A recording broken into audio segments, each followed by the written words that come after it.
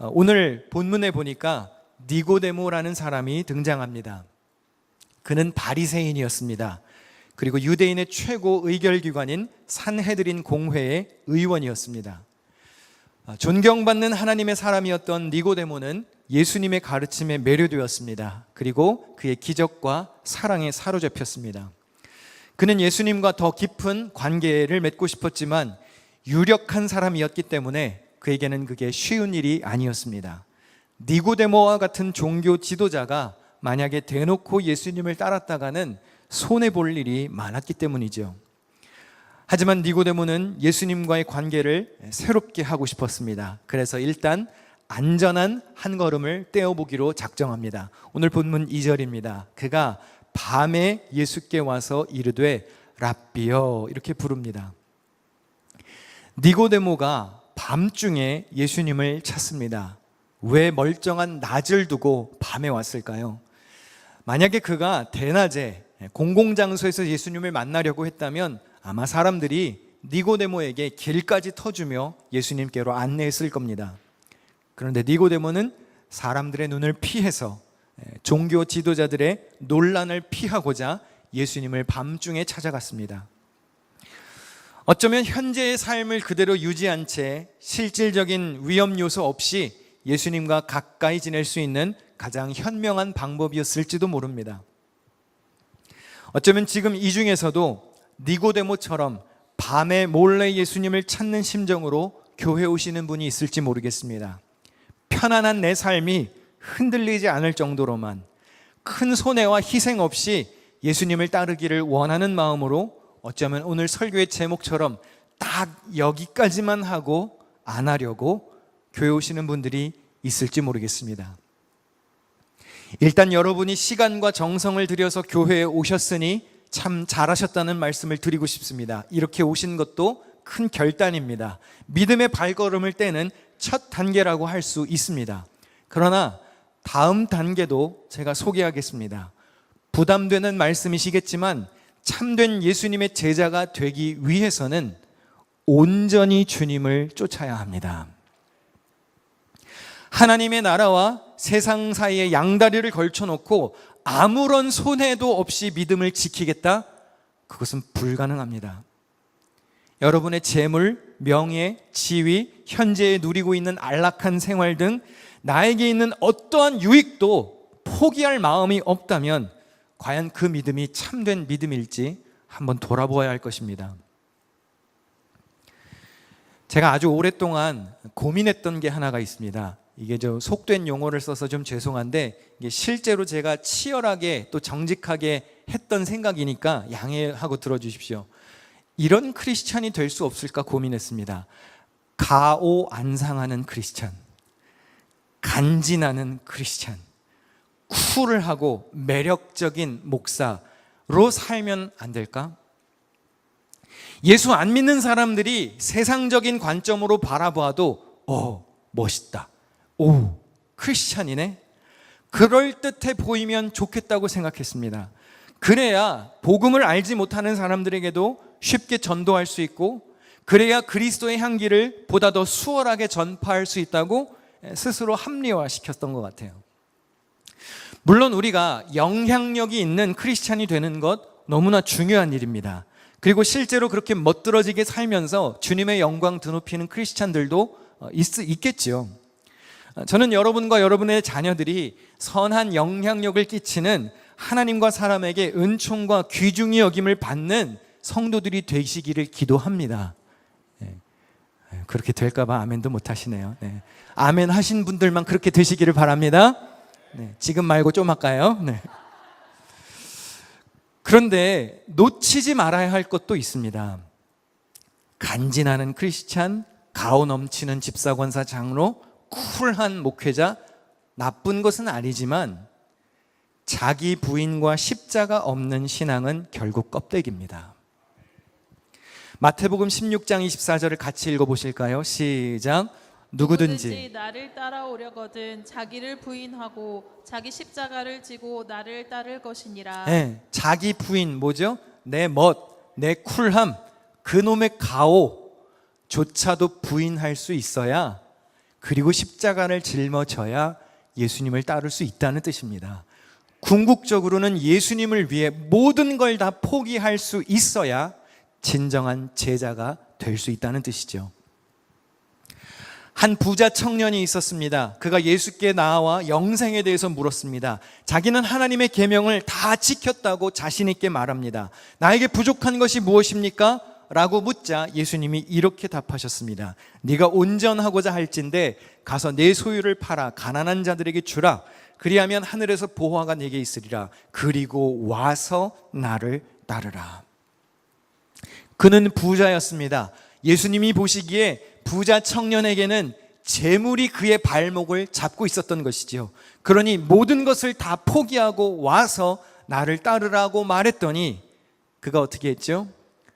근심하고 돌아갔다고 했습니다.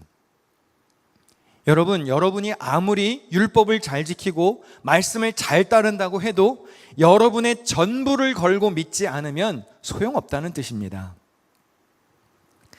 여러분은 과연 하나님의 나라를 구경하는 군중입니까? 아니면 예수님의 퍼포먼스에 열광하는 팬이십니까? 아니면 정말로 좁은 길을 걸어가는 제자입니까?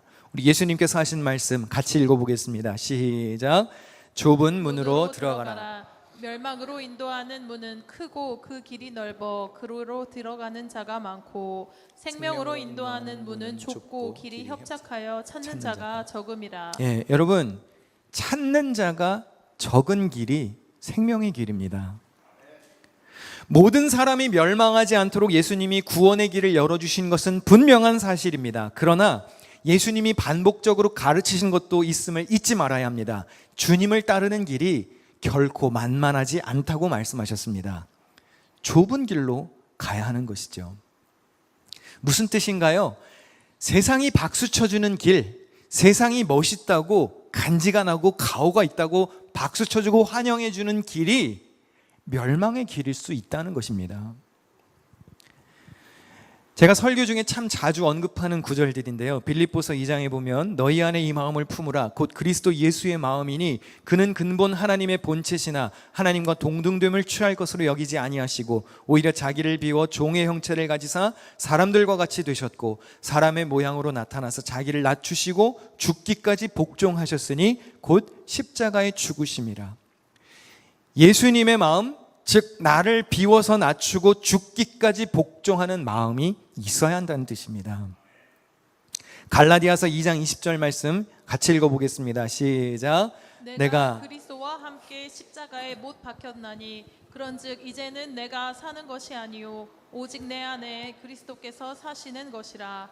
이제 내가 육체 가운데 사는 것은 나를 사랑하사 나를 위하여 자기 자신을 버리신 하나님의 아들을 믿는 믿음 안에서 사는 것이라. 네, 아멘이십니까? 하나님이 나를 위하여 자기 자신을 버리셨습니다. 그러면 나도 주를 위해 나의 모든 걸 걸 수 있어야 한다는 것이죠. 이게 되지 않으면 나는 그저 멀리서 바라보는 팬입니다.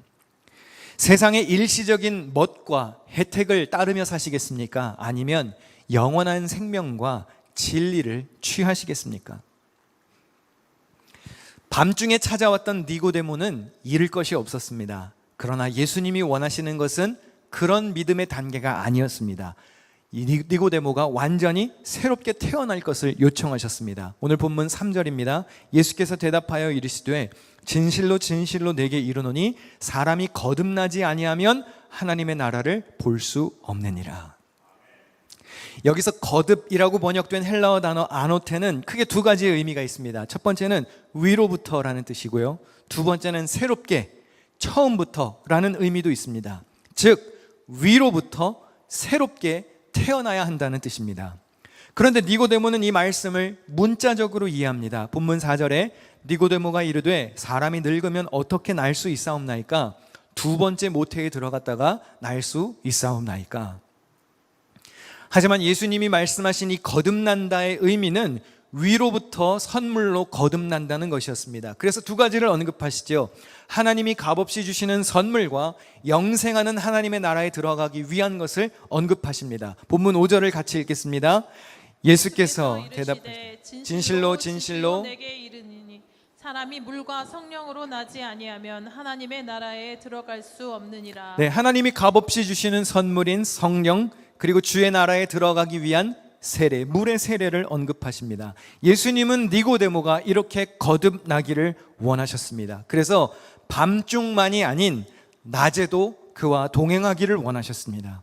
사랑하는 성도 여러분, 오늘 혹시 니고데모의 모습처럼 다른 이들의 시선을 피해 몰래 팬의 마음으로 찾아 나오신 분이 있다면 오늘 거듭나는 은혜가 있으시기를 축복합니다.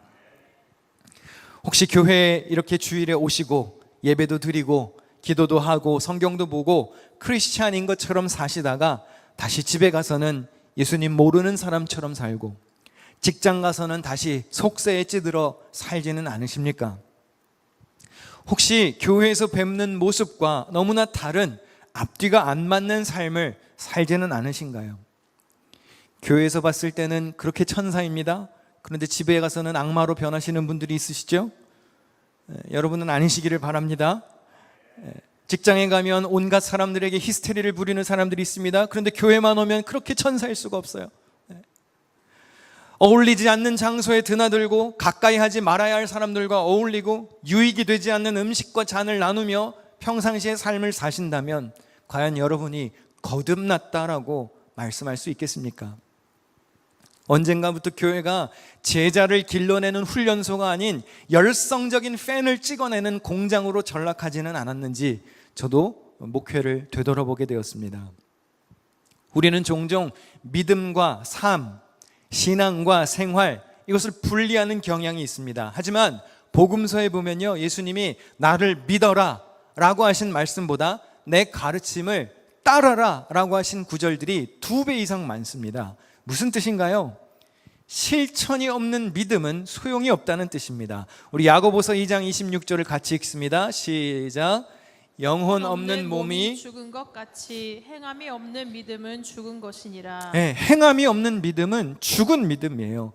저는 진실하게 여러분들이 예수님을 잘 따르는 참된 성도, 제자로 여러분을 길러낼 사명이 있는 목회자입니다. 그렇기 때문에 하나님의 사랑도 전해야 하고 그리스도의 용서도 전해야 하고 은혜를 전해야 하지만 그것만큼이나 진정한 크리스찬답게 살기 위해 여러분들이 치러야 할 대가와 값도 알려드려야 합니다.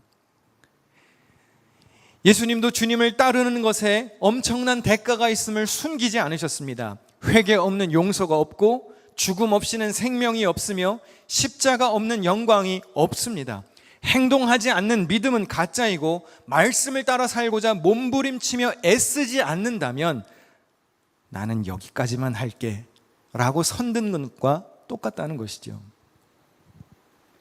혹시 이런 제자가 되기 위한 말씀들이 불편하실지 모르겠어요. 그럼 둘 중에 하나일 겁니다. 성령께서 주시는 깨우침과 도전이든지 아니면 그동안 내가 너무 편안하게 안전지대에서 살다가 주님이 말씀에 나의 안전지대를 위협하는 것이든지 둘 중에 하나겠죠. 제가 20대 후반에 시골에서 전도사로 담임 목회를 시작했습니다. 여의도 순복음교회에서 신앙생활을 하다가 오신 할머니 권사님이 한 분 계셨습니다. 여의도 순복음교회 성도들은 조용기 목사님을 굉장히 존중하고 그분의 말씀을 마치 주님의 말씀처럼 여깁니다. 조용기 목사님 욕하시는 분들도 많이 계시던데요, 그분이 시대를 이끌었던 분이라는 사실은 분명합니다. 그리고 여러분, 다른 이들 험담하는 이들은요, 대부분 그 사람의 능력과 영성을 못 따라가는 사람들이 욕하는 경우가 많아요. 여러분들이 남을 존중하고 덕담을 해야 여러분에게도 선한 것이 돌아옵니다. 특별히 자기가 적을 두고 신앙생활하는 교회의 목회자를 귀히 여기고 존중하는 자세가 있어야 해요. 아멘이시죠? 혹시 여러분들끼리 저 없을 때 서로 대화하실 때 제가 만약에 언급이 된다면, 야 있잖아 우리 목사 걔 고성민 있잖아 걔 그 목사 말이야, 그렇게 말씀하시나요? 제가 만약에 여러분의 대화 가운데 그렇게 존중받지 못하는 존재로 등장을 한다면 굉장히 유감입니다. 제가 여러분 없이 목사님들끼리 아내와 저랑 둘이 있을 때도 제가 아무개 장로 말이야, 걔 있잖아, 김집사, 박집사, 박권, 이렇게 얘기하지는 않아요. 여러분, 존중이 없는 대화에는 끼실 이유도 없고요, 존중이 없는 사람과는 가까이 하실 필요도 없습니다. 하나님을 존중하신다면 반드시 내 옆에 있는 이웃도 존중해야 합니다. 로마서 12장 10절을 같이 읽어보실까요? 시작. 형제를 사랑하여 서로 우애하고 존경하기를 서로 먼저 하며. 네, 여러분 서로 먼저 존경하시기를 축복합니다. 네, 그 할머니 권사님이 주일 오전에는 와서, 그때는 제가 전도사였으니까 고성민 전도사의 설교를 들었어요. 그리고 오후에는 집에 가시면 방송으로 조용기 목사님의 설교를 들으시는 거예요. 뭐 그럴 수 있다고 생각했습니다. 이제 갓 목회를 시작한 20대 전도사의 설교가 조금은 밋밋했으니, 그리고 한평생 여의도 순복음교회에서 신앙생활 하셨으니 조용기 목사님 말씀으로 보충을 하시는구나, 그렇게 생각을 했어요. 그런데 제 앞에서 꼭 이런 말씀까지는 안 하셨어도 되는 거였어요. 조용기 목사님 설교를 들어야 주일 성수를 한 것 같아요. 꼭 그 얘기를 왜 제 앞에서 하셔야 되는 건지, 제가 마음이 좋았을까요, 안 좋았을까요? 아니, 조용기 목사님 대단한 것은 알겠어요. 근데 그래도 마음이 썩 좋지는 않죠. 여러분, 질서라는 게 있습니다. 본인이 출석하는 교회의 목회자를 존중하고 귀히 여기는 정도의 성도 윤리는 필요한 거예요. 한번 여쭤볼게요. 여기 어머니들 계시다면 자녀가 엄마 밥을 먹고 엄마 잘 먹었는데 좀 부족하네요, 제가 이제 맥도날드에 가서 치즈버거를 하나 먹고 나의 식사를 완성하겠어요, 그렇게 말씀한다면 그런 자식은 엄마 밥을 모욕하는 거죠. 엄마 밥이 완전치가 않아? 치즈버거 따위로 지금 엄마 밥을, 그 정성과 사랑을. 여러분, 혹시 제 설교가 듣기 싫으신가요? 제 설교가 충분치 않아서 신앙생활에 도움이 안 된다고 여겨지시나요? 오늘은 제가 좀 과감하게 말씀드리겠는데요, 그러면 다른 교회를 찾는 게 낫습니다. 교회가 없는 건 아니에요. 근데 여러분들이 어쨌든 복음은 들으셔야 하고 신앙생활은 하셔야 하니까 굳이 제 설교를 앉아 듣고 있으면서 욕하고 앉아 있을 필요는 없다는 얘기예요. 단 내 하나님, 내 교회, 내 목자는 분명하게 설정하시고 질서 있게 신앙생활은 하셔야 합니다. 근데 여러분, 제 설교가 가끔 듣기 불편한 이유가 진리를 들었기 때문에 불편하신 거라면 딴 데 가지 마시고 들으십시오. 성령의 깨우치심이라면 거부하지 말고 여러분의 안전지대가 흔들리더라도 받아들여야 합니다. 제 사명은 여러분의 귀를 편안하게 해드리는 게 아니에요. 여러분의 귀에 달콤한 것을 속삭여드리는 게 제 사명이 아닙니다. 하나님의 말씀이 여러분의 삶의 지침이 되게 하는 것이 저의 사명입니다. 그러면 때로는 위안도 받으셔야 하고 도전도 받으셔야 하지만 때로는 듣기 불편할 수도 있는 거예요. 5년, 10년, 30년 신앙생활을 해도 아무런 발전 없이 팬의 단계에 머물러 있을 수는 없는 겁니다. 크리스찬 통계에 의하면 예수님께 뿌리를 둔 사람과 그저 관중인 사람들 모두 교회 출석률은 높았습니다. 무슨 뜻인가요? 지금 이 자리에 나와서 교회에 앉아 있다고 해서 여러분들의 신앙의 척도를 가늠할 수는 없다는 겁니다. 겉으로는 분간이 안 갑니다. 그래서 팬인 사람이 자신을 제자처럼 속일 수도 있습니다. 그러나 여러분, 가짜는 언젠간 들통납니다. 예수님이 하신 말씀이 있어요. 좋은 나무는 열매로 판단한다고 그랬습니다. 그러면 여러분들에게서 나오는 열매를 보면 여러분이 참된 제자인지 알 수 있어요. 열매가 뭐죠? 성령의 열매가 있죠. 사랑, 희락, 화평, 오래 참음, 자비, 양선, 충성, 온유, 절제. 이 열매들은요, 잠깐 속인다고 되는 게 아니에요. 열매가 어떻게 열립니까? 뿌리부터 건강해야 열매가 열립니다. 여러분들이 잠깐 사랑 있는 척, 자비한 척, 충성하는 척 할 수 있습니다. 그러나 여러분의 마음을 속일 수는 없어요. 궁극적으로 언젠가는 열매 없음이 들통납니다. 니고데모가 처음에는 밤에 조용히 예수님을 찾았습니다. 그런데요, 그가 그런 수동적인 모습에서 멈추어 있지는 않았다는 사실을 꼭 기억하셔야 합니다. 요한복음 7장에 가면 종교 지도자들이 예수님을 붙잡고자 산헤드린 공회를 소집했습니다. 예수님을 음해하려는 자리입니다. 그런데 니고데모도 그 의회의 의원이었습니다. 70명이 회원입니다.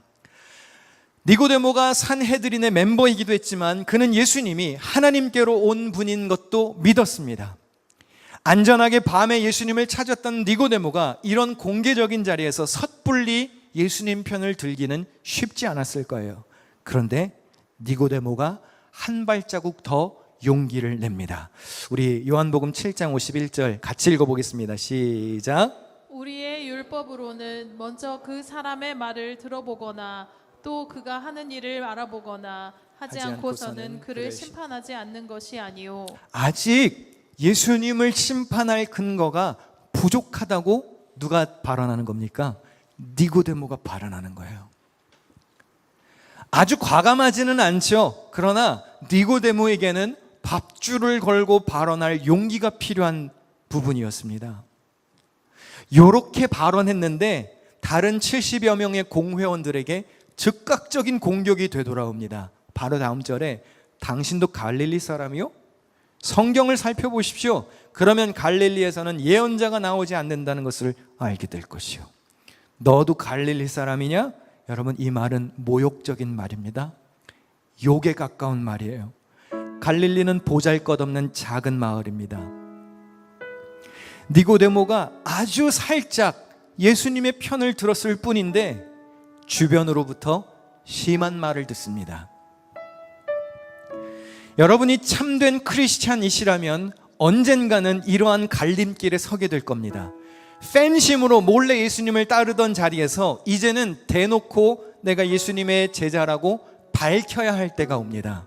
더 이상 숨길 수 없을 때가 옵니다. 그 대가는 혹독할 수 있습니다.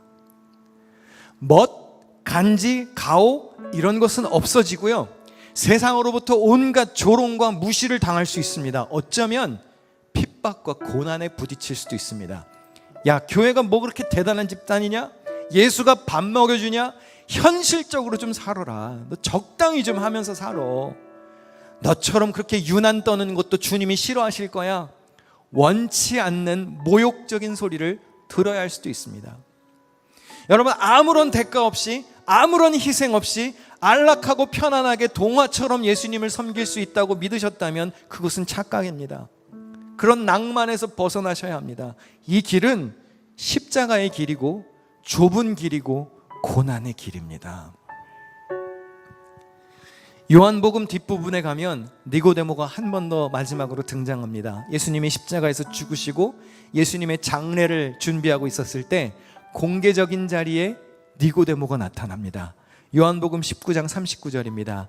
일찍이 예수께 밤에 찾아왔던 니고데모도 모략과 침향 섞은 것을 100리트라쯤 가지고 온지라. 이 말씀 잠깐만 띄어놔 주시고요. 지금 이 말씀 보이시나요? 밤에 찾아왔던 니고데모가 이제는 낮에 공개적인 자리에 모략과 침향을 가지고 옵니다. 이 한 리트라는요 300g이 조금 넘는 양인데요, 이건 아무나 살 수 없는 굉장히 비싼 물건입니다. 주님의 장례를 준비하기 위해 온 것이에요. 이 정도의 양이면 성서학자들의 해석에 따르면 임금의 장례에 해당하는 만큼의 풍족한 양이랍니다. 뭘 하는 건가요? 니고데모가 예수님의 장례를 마치 왕에 합당한 장례로 여기고 있는 거예요. 그리고 공개적인 자리에서 이제 나는 주님을 따르는 사람이라고 대놓고 드러내고 있습니다. 더 이상 숨은 팬이 아닙니다. 남의 눈을 피해서 밤에 오는 니고데모가 아니었습니다. 기독교 전승에 의하면 니고데모는 순교로 생을 마감했습니다. 사랑하는 성도 여러분, 아직도 뒤에 몰래 숨어서 예수를 따르지는 않으시나요? 이제 그만 빛 가운데로 나오시는 것이 어떻겠습니까? 에베소서 5장 8절을 같이 읽습니다. 시작. 너희가 전에는 어둠이더니 이제는 주 안에서 빛이라. 빛의 자녀들처럼 행하라. 빛 가운데 거하시기를 축원합니다. 물론 우리는 연약합니다. 그래서 무너질 수 있습니다. 실수할 수도 있습니다. 그런데 중요한 것은 니고데모가 점진적인 성숙을 이룬 것처럼 여러분들도 그리스도의 장성한 분량이 충만한 데 이르도록 자라나야 합니다. 그 자리에 머물러 계시면 안 돼요. 자라나셔서 주님만이 길이라 고백하며 기꺼이 주를 위해 모든 것을 걸고 따를 수 있는 그런 참된 제자로 거듭나시기를 주님의 이름으로 축원합니다.